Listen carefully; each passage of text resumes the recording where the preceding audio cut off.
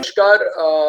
आज मैं बात करना चाहूंगा इधर किसान आंदोलन के संदर्भ में महंगाई का मुद्दा बढ़ उठ गया है और किसान ये सवाल पूछ रहा है कि हमारी जो भी चीजें हैं जो हमें खेती में लगानी पड़ती हैं, जिनको इनपुट्स कहते हैं, उन सब की कीमतें तो बढ़ती जा रही हैं। जैसे डीजल है, डीजल की कीमत बढ़ती जा रही है, लेकिन उसको जो अपने उत्पाद का मूल्य मिलना चाहिए बाजार से, उसमें बढ़ोतरी नहीं होती है या उतनी बढ़ोतरी नहीं होती है जितनी होनी चाहिए।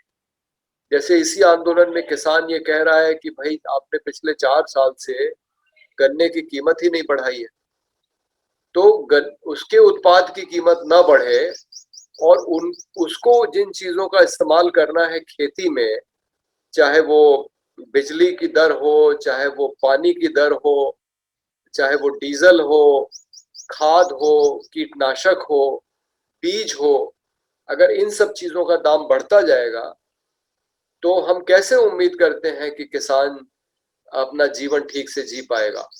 और यही वजह है कि आप देखिए इस देश के अंदर जब से नई आर्थिक नीतियां लागू हुई हैं 1991 से, तब तक ऐसा माना जा रहा है कि तब से लेके अब तक करीब 3 से 5 लाख, लोग अलग अलग आंकड़े बताते हैं, लेकिन 3 से 5 लाख किसान जो है आत्महत्या कर चुके हैं, क्योंकि वो कर्ज लेते हैं और जब वो कर्ज लेके खेती करते हैं और खेती में इतना मुनाफा होता नहीं, बल्कि मुनाफा होता ही नहीं है, वो उसका अगर जो उसने खर्चा लगाया है वही निकल आए तो बहुत बड़ी बात है, लेकिन खेती में घाटा होता है और इसलिए फिर वो कर्ज नहीं अदा कर पाता और वो आत्महत्या कर लेता है।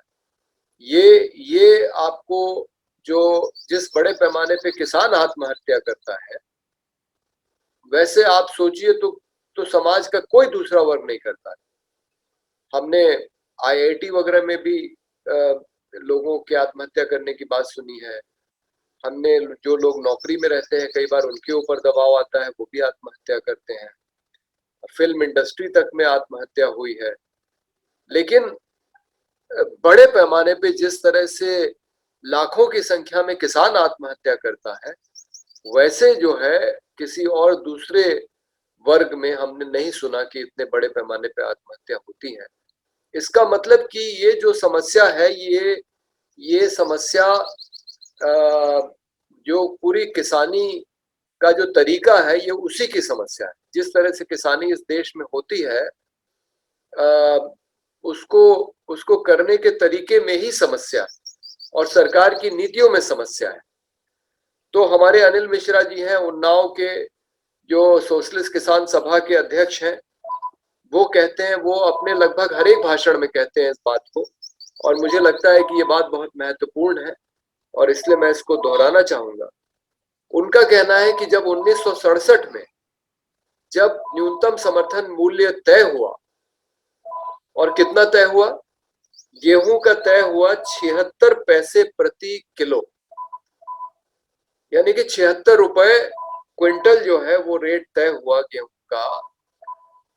और 76 पैसे प्रति किलो जो गेहूं का रेट था, उस समय डीजल का रेट था 40 पैसे प्रति लीटर। यानी कि आप एक लीटर, 1 किलो गेहूं में आप लगभग 2 लीटर डीजल खरीद सकते हैं। उन्होंने और भी बातें बताई। उन्होंने कहा कि उस समय 1.25 क्विंटल गेहूं में आप एक साइकिल खरीद सकते थे। उन्होंने कहा कि 1 क्विंटल गेहूं में आप 1 किलो सरिया खरीद सकते थे, जो निर्माण कार्य में जो हम ये लोहे की रॉड्स लगाते हैं, तो वो एक किलो में लगभग 1 किलो आ जाती थी। 1 किलो गेहूं में, 1 क्विंटल गेहूं में 2350 ईंटें आ सकती थी और 1 क्विंटल गेहूं में ही 12 बोरी सीमेंट खरीदी जा सकती थी।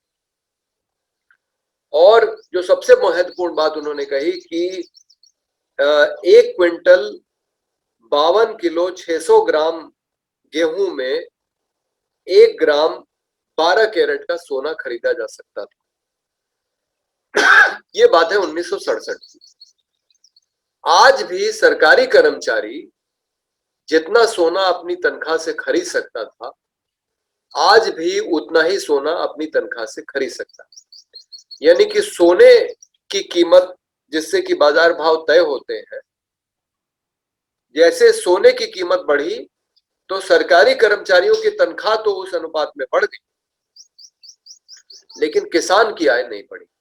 ये कुल मिला के मूल बात है जो अनिल मिश्रा जी जैसे किसान, ये सिर्फ वही नहीं, मैंने बहुत सारे किसान नेताओं को ये बात कहते हुए सुनी है। अभी लोकदल हरियाणा के जो अध्यक्ष आए थे प्रदीप हुड्डा जी, वो भी इसी तरह की बात कह रहे थे। तो ये किसानों के बीच में एक लोकप्रिय बात है कि जब न्यूनतम समर्थन मूल्य तय हुआ, उस समय बाजार में अलग अलग चीजों के जो भाव थे और किसान को अपनी उत्पाद पे जो मिलता था, और आज से अगर तुलना करें तो बाकी सभी चीजों के दाम बढ़े हैं, बाकी सभी की आय बढ़ी है, लेकिन किसान के उत्पाद पे जो न्यूनतम समर्थन मूल्य बढ़ना चाहिए था वो नहीं बढ़ा। और अगर आप तुलना करें तो देखें, अगर सिर्फ डीजल को ले लें तो 76 पैसे प्रति किलो जो गेहूं का दाम मिलता था, उसमें 40 पैसे प्रति लीटर के हिसाब से लगभग 2 लीटर डीजल आ सकता था। यानी कि आधा किलो गेहूं में आप 1 लीटर डीजल खरीद सकते थे। और आज की स्थिति यह है कि आज डीजल का रेट हो गया करीब 80 रुपए, गेहूं का रेट है करीब 15 रुपए। तो अगर आपको आज एक लीटर डीजल खरीदना पड़े तो आपको कम से कम 5.5 किलो के करीब गेहूं चाहिए होगा। तो आप देखिए कि कितनी विषमता आ गई है कि 1976 में आप 1 लीटर डीजल आधे किलो गेहूं में खरीद सकते थे, और आज 1 लीटर डीजल खरीदने के लिए आपको 5.5 किलो गेहूं आपको चाहिए। तो हमारे किसान कहते हैं, किसान साथी ये कहते हैं कि भाई जिस हिसाब से आपने बाकी चीजों के दाम बढ़ाए हैं, जिस हिसाब से सरकारी कर्मचारियों की तनख्वाहें बढ़ी है, उसी उसी अनुपात से किसान के उत्पाद की भी कीमत बढ़नी चाहिए और उसे भी अपना मूल्य जो है वो ठीक से मिलना चाहिए। तो अगर अगर डीजल के भाव में अगर करीब 10 गुना की बढ़ोतरी हो गई है, तो भाई उस हिसाब से गेहूं का जो रेट था उसमें भी करीब 10 गुना बढ़ोतरी होनी चाहिए थी, लेकिन ऐसा नहीं हुआ है, और यही किसान की पीड़ा है। और किसान इसके लिए संघर्ष कर रहा है। आपको मालूम है दिल्ली के अंदर जो आंदोलन चल रहा है उसमें ये बात कही जा रही है कि न्यूनतम समर्थन मूल्य कानूनी गारंटी के रूप में किसान को मिलना चाहिए, क्योंकि जो जो रेट न्यूनतम समर्थन मूल्य का सरकार तय करती है वो लगभग पूरे देश में किसान को नहीं मिल पाता है, सिवाय कुछ इलाकों को छोड़ के। पंजाब, हरियाणा, पश्चिमी उत्तर प्रदेश, उत्तरी राजस्थान, बिहार में तो मंडी की व्यवस्था ही खत्म हो गई है, तो वहां न्यूनतम समर्थन मूल्य मिलने का कोई सवाल ही नहीं है। तो ये जो लड़ाई है किसान की बहुत महत्वपूर्ण है, और ये हमारे देशवासियों को समझना चाहिए। आप इसको अगर इस हिसाब से भी समझने की कोशिश करें, एक तो वो तरीका है जो जो मैंने बताया कि आप तुलना करें 67 के भावों से, और दूसरा अगर आप उसको वर्तमान परिप्रेक्ष्य में इस हिसाब से भी देखें कि सरकारी कर्मचारी अधिकारी की तनख्वाह तय है, जो भी कहीं नौकरी कर रहा है उसकी तनख्वाह कम या ज्यादा तय है, मजदूर की भी न्यूनतम मजदूरी तय है। ये बात दूसरी है कि उसे मिलती नहीं है कुछ जगहों पे। बाजार में हर एक चीज जो आती है दुकान पे उसका रेट तय है। आप किसी भी दुकान पे जाए, कोई भी सामान उठाएं, उसका रेट उस पर लिखा हुआ है। आप बाकी अगर बाजार देखें, जो खुली चीजों का बाजार है उसमें भी जो कीमत है वो कम ज्यादा होती रहती है, लेकिन ज्यादातर चीजों का ये भाव तो मिल जाता है कि उसको बेचने वाला, उसको उत्पादन करने वाला, वो उसकी जिंदगी जो है वो ठीक से चल जाती है, उसका गुजर बसर हो जाता है, सिवाय किसान को छोड़ के। किसान जो चीजों का उत्पादन कर रहा है, वो फल हो, सब्जियां हो, अनाज हो, आ, उसको उसका उसका सामान जो खरीदता है बिचौलिया, उसको तो रेट मिल जाता है, उसको तो रेट काफी ठीक ठाक मिल जाता है। लेकिन लेकिन जो किसान है, उसको कई बार वो रेट नहीं मिल पाता। और इस वजह से आप देखेंगे कि अ, कई बार वो जब अपना सामान बेचने जाता है या कोल्ड स्टोरेज में रखने जाता है, और बहुत लंबी लंबी लाइनें लगी रहती हैं, उसको लगता है कि उसको इतना भाव भी नहीं मिलेगा कि उसने जो खर्च किया है वो निकाल सके। तो कई बार वो अपना उत्पाद जो है वहीं फेंक के आ जाता है, ये आपने सुना होगा निश्चित रूप से। तो ये ये कितनी कष्ट की बात है कि अ, भोजन सामग्री जो हमारे जीवन के लिए अनिवार्य है, अगर इंसान को भोजन न मिले तो वो जिंदा नहीं रह सकता। बाकी जो बाजार में उत्पाद हैं, जो जो खास करके उपभोक्ता उपभोक्ता वस्तुएं हैं, अ, वो अगर हमें एक बार न भी मिले तो भी हमारा जीवन चलता है। लेकिन भोजन जो हमें नहीं मिलेगा तो हम जिंदा नहीं रहेंगे। वो उसको पैदा करने वाला किसान, वो इतनी इतनी विषम परिस्थितियों में जी रहा है, और उसे कई बार अपना उत्पाद फेंक देना पड़ता है, सड़ा देना पड़ता है, क्योंकि उसको उसका उसकी सही कीमत नहीं मिलती। अम, भारतीय खाद्य निगम के गोदामों में हमें आंकड़ों से ये पता लगता है कि को देश की पूरी जनसंख्या को खिलाने के लिए जितना अनाज चाहिए, उससे ज्यादा अनाज वहां पे जमा है। लेकिन वो अनाज जब सार्वजनिक वितरण प्रणाली के तहत लोगों को मिलता है तो सबको मिल नहीं पाता। इसकी वजह से इस देश में आधे बच्चे कुपोषण का शिकार हैं। ये भी एक विडंबना है, अजीब विडंबना है कि कहने को तो हमारे पास खाने के लिए पर्याप्त है। मोदी जी की भाषा में कहें तो हम खाद्यान्न में आत्मनिर्भर हैं, यानी कि हमें जितना चाहिए हम खुद पैदा कर लेते हैं। बहुत अच्छी बात है। लेकिन सवाल यह है कि जिसको जरूरत है क्या उसको मिल पा रहा है? अगर जिसको जरूरत है उसको मिल पाता पर्याप्त मात्रा में, तो क्या भारत में इतनी बड़ी संख्या में बच्चे कुपोषण का शिकार होते? और अगर बच्चे कुपोषित हैं तो ये जान लीजिए कि उनकी शिक्षा ठीक से पूरी नहीं होगी, क्योंकि उनका मानसिक शारीरिक विकास अगर ठीक से नहीं होगा तो वो पढ़ेंगे कैसे? अगर वो ठीक से पढ़ेंगे नहीं तो वो एक अच्छे नागरिक के रूप में अपनी जिम्मेदारी कैसे निभा पाएंगे? क्योंकि जो व्यक्ति पढ़ा लिखा नहीं है, उसको व्यवस्था की समझ नहीं है, वो अपने कर्तव्यों को, अधिकारों को कैसे जानेगा?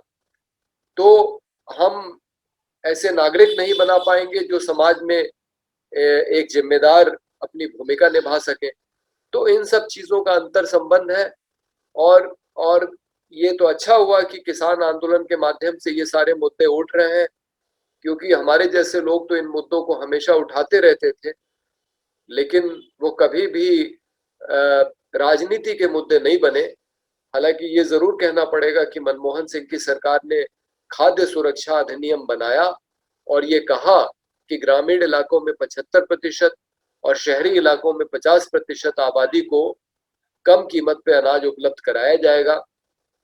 लेकिन अभी भी उसमें आप देखिए तो दो श्रेणियां हैं, और लोग इस बात को लेके परेशान रहते हैं कि हमारा नाम वो पात्र गृहस्थी वाली श्रेणी में है, वो अंत्योदय में आ जाए तो हमें 5 किलो प्रति व्यक्ति के बजाय 35 किलो पूरे परिवार को अनाज मिल जाएगा।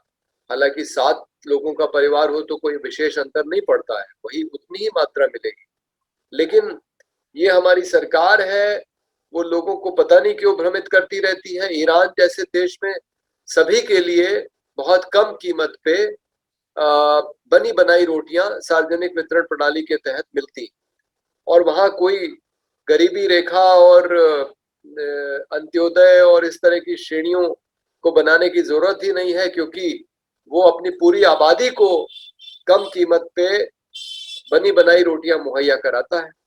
तो इससे कम से कम ये एक निश्चितता रहती है कि जो जो जिसकी जरूरत है, जो जरूरतमंद है, वो छूटेगा नहीं। ये जरूर है कि उसका लाभ उनको भी मिल जाएगा जो जो इतने जरूरतमंद नहीं है या जिनको बिल्कुल जरूरत नहीं है, लेकिन उस व्यवस्था में कम से कम ये गारंटी है कि कोई जरूरतमंद नहीं छूटेगा। तो सार्वजनिक वितरण प्रणाली का लोकव्यापीकरण होना चाहिए, ये भारत में बहुत दिनों से मांग है, लेकिन उसको पूरा नहीं किया जाता। हमारे अधिकारियों कर्मचारियों को पता नहीं क्या इस बात में बहुत आनंद मिलता है कि वो गरीबी रेखा बनाते हैं, फिर सर्वे करते हैं, गलत सूचियां बनाते हैं, और फिर हमारी जनता जो है वो परेशान रहती है, मंत्रियों अधिकारियों तक दौड़ती है कि किसी का नाम छूट गया है, वो अपना नाम जुड़वाना चाहता है, लोगों के गलत नाम आ जाते हैं, वो हटते नहीं है, तो जनता परेशान रहती है, पात्र लोगों को अनाज सही से मिलता नहीं है और कुपोषण की स्थिति बनी हुई। और ये जो महंगाई बढ़ती जा रही है और किसान आंदोलन जो चल रहा है, उसमें एक जो कानून है कि अब आप निजी व्यापारियों को बेच सकते हैं, तो ये एक बहुत बड़ा सवाल खड़ा है कि अगर निजी व्यापारी खरीदेंगे और सरकारी गोदामों में, भारतीय खाद्य निगम के गोदाम में अनाज नहीं आएगा, तो फिर सार्वजनिक वितरण प्रणाली चलेगी कैसे? या फिर कहीं ऐसा ना हो कि किसान से अडानी और अंबानी खरीद के और बहुत ऊंची कीमत में सरकारों को बेचें, तो उसमें भी जनता का नुकसान है, क्योंकि सरकार के पास जो पैसा है वो आखिर है तो जनता का ही। तो सरकार जो अनाज किसान से सीधे खरीद सकती है 1868 रुपए में, कल वो अगर अंबानी से 2000, 3000, 5000 रुपए में खरीदेगी, तो ये भी जनता का ही नुकसान है, क्योंकि वो जनता के पैसे से ही खरीदा जाएगा और फिर जनता को कम कीमत पे दिया जाएगा। तो ये जो तीन कानून है, ये समझ से परे हैं।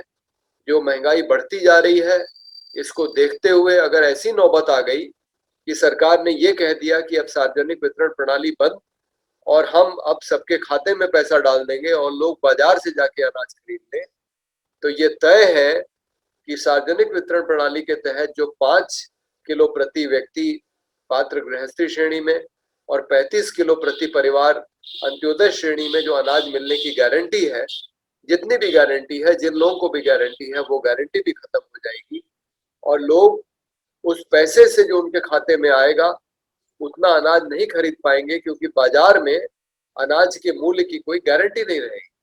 और आपने भंडारण पे से सीमा ही हटा दी है, तो बड़े बड़े उद्योगपति अनाज का भंडारण कर लेंगे और जब बाजार में अनाज की कमी होगी तब उसको निकालेंगे और ऊंचे दामों पे बेचेंगे।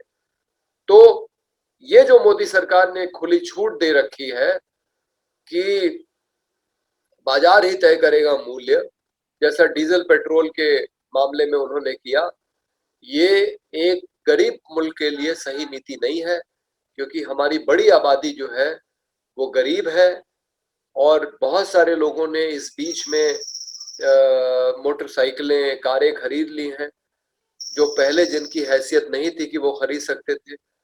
और वो अगर पेट्रोल और डीजल के दाम इतने ऐसी तरह से बढ़ते रहे तो उनके लिए बड़ा मुश्किल हो जाएगा चलना, और मजबूरन वो फिर या तो सार्वजनिक साधनों से चलेंगे, यातायात के साधनों से, जो एक अच्छी बात है, लेकिन अगर ऐसा करना है सरकार को तो वो नीति के रूप में करना चाहिए।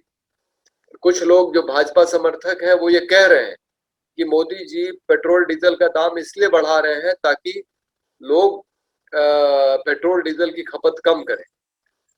अरे भाई, ऐसी बात है तो आप फिर कटौती पहले आप जहां ज्यादा खर्च हो रहा है वहां पे कीजिए। आप जो हवाई जहाज चल रहे हैं, जो बड़े बड़े ट्रक चल रहे हैं, जो आप ट्रकों की व्यवस्था बंद कीजिए। आप रेलों से माल को लाने ले जाने का काम कीजिए, क्योंकि रेल आज की तारीख में कम से कम जो जो जो यात्री यात्रियों को जो किराया देना पड़ता है, रेल आज भी बस से कम आधा आधे से लेके एक तिहाई तक सस्ती है। तो मैं मानता हूं कि जो माल ढोने का किराया है उसमें भी रेल में ये ज्यादा सस्ते से हो सकता है। तो अगर सरकार ऐसा कह रही है, अगर सरकार के समर्थक ऐसा कह रहे हैं और सरकार का ये इरादा है, तो भाई वो नीति बना के सार्वजनिक परिवहन और यातायात की व्यवस्था को मजबूत करे। बहुत सारे लोग तो वैसे भी, हमारे जैसे लोग साइकिल से चलने लगे हैं पेट्रोल और डीजल का खर्च बचाने के लिए। तो ये अच्छी बात है कि लोग इसको अपनाएं, लेकिन ये एक नीति के तहत होना चाहिए। और जो जरूरतमंद लोग हैं, जो बूढ़े हैं, बीमार हैं, महिलाएं हैं, जिनको निजी वाहन के बिना जिनका काम नहीं चलेगा, उनके लिए भी व्यवस्था होनी चाहिए। जैसे दिल्ली में हमारे मुख्यमंत्री अरविंद केजरीवाल ने महिलाओं का बस में किराया मुफ्त कर दिया। अभी हमारे साथी उन्नाव, हरदोई के गांव से और लखनऊ के गरीब इलाकों से जब दिल्ली गए, और खास करके जो औरतें थी उसमें, तो वो बड़ी प्रसन्न हुई कि दिल्ली की बसों में औरत का किराया ही नहीं लगता। तो एक नीति बना के ये होना चाहिए ताकि समाज के जरूरतमंद लोगों को परेशानी ना हो और सबके लिए यातायात परिवहन का ठीक से इंतजाम हो। जो गैस के सिलेंडर की बात है, पहले ये कहा मोदी जी ने कि जो लोगों को सब्सिडी मिल रही है और जिनको जरूरत नहीं है वो अपनी सब्सिडी छोड़ दें।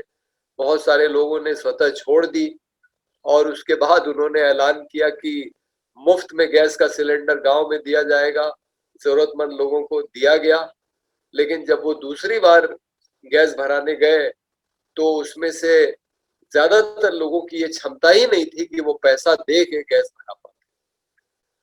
और अब तो सिलेंडर का ये रेट हो गया है कि मुझे लगता है कि ज्यादातर लोगों को जिनको उज्ज्वला योजना में सिलेंडर मिला है, अब वो इस स्थिति में नहीं है कि गैस का सिलेंडर भरा पाएंगे। तो एक हाथ से मोदी जी ने लिया और दूसरे हाथ से ले लिया।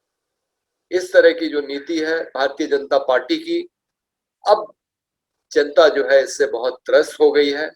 और मुझे लगता है कि देश में अब ये माहौल बन रहा है कि ये सरकार किसी काम की नहीं है।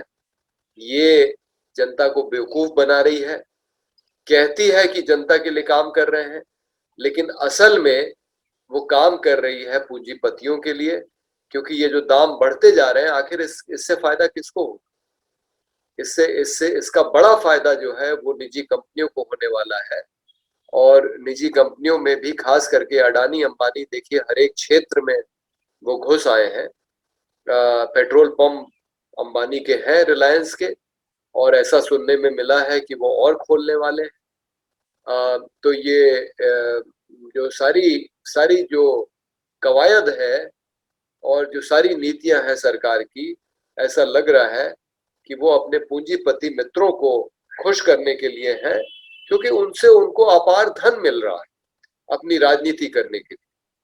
और नियम ऐसे बदल दिए गए हैं कि अब आप पता ही नहीं कर सकते कि कौन कौन पूंजीपति किस पार्टी को कितना पैसा दे रहा है, क्योंकि अब इलेक्टोरल बॉन्ड के माध्यम से आपको चंदा देना।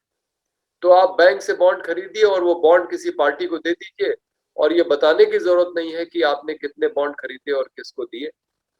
तो ये जो अपारदर्शिता मोदी सरकार ले आई है, ये एक तरीके से भ्रष्टाचार को ढकने के लिए है, और ये व्यवस्था बदलनी चाहिए। लोकतंत्र में इस तरह की व्यवस्था नहीं हो सकती कि आप अपारदर्शी तरीके से आप पूंजीपतियों से पैसा ले और जनता को बताए भी नहीं कि आप किससे पैसा ले रहे हैं, और फिर आप उनके पक्ष में नीतियां बनाएं और जनता के लिए आप परेशानी खड़ी करें, जनता के लिए, जनता को इस संकट में डाल दें कि उसके लिए जीना ही मुश्किल हो जाए। तो किसान आंदोलन जो चल रहा है उसने इस बात को पकड़ लिया है, और मुझे लगता है कि इस अर्थ में ये किसान आंदोलन बहुत महत्वपूर्ण है कि ये तय करने वाला है भारत के भविष्य की दिशा। भारत में लोकतंत्र रहेगा कि नहीं। लोकतंत्र रहेगा तो यहाँ जो नीतियां हैं वो आम जनता के लिए बनेंगी या उनके लिए बनेंगी जो चुनाव लड़ने के लिए राजनीतिक दलों को पैसा देंगे। तो आज के सत्र में बस मैं इतनी ही बात रखना चाहता था। आपका बहुत-बहुत धन्यवाद कि आपने धैर्य से मेरी बातें सुनी और फिर हम अगले हफ्ते मिलेंगे। बहुत-बहुत धन्यवाद। नमस्कार।